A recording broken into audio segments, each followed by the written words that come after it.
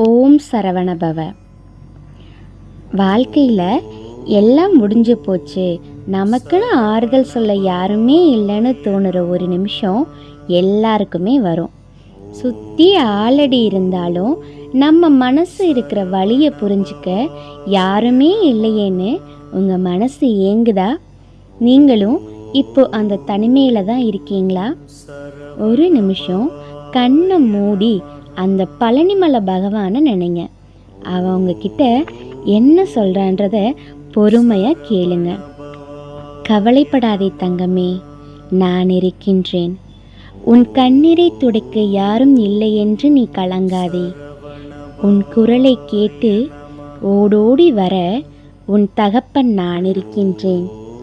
நீ சோர்ந்து போகின்ற நேரத்திலெல்லாம் உனக்கு துணையாய் நிற்கின்ற என் கையில் வேல் இருந்து கொண்டுதான் இருக்கும். இந்த உலகம் உன்னை புரிந்து கொள்ளவில்லை என்றால் என்ன?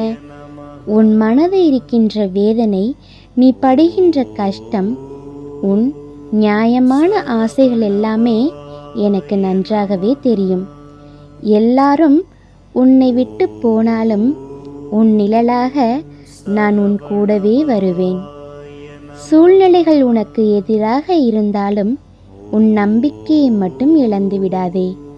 நீ தடுமாறி விழும்போதெல்லாம் உன்னை தாங்கி பிடிக்க என் கரங்கள் எப்போதும் காத்திருக்கும்.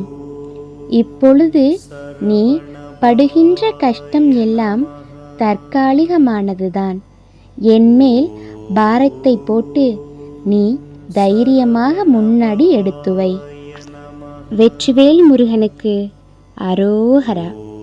முருகனை நம்பினவங்க என்றைக்குமே கைவிடப்பட்டதில்லை. உங்கள் கவலைகளை எல்லாம் அவன் பாதத்தில் வச்சுட்டு நம்பிக்கையோடு இருங்க. கந்தன் நிச்சயம் நல்லதே நடத்துவான். ஓம் சரவணபவ.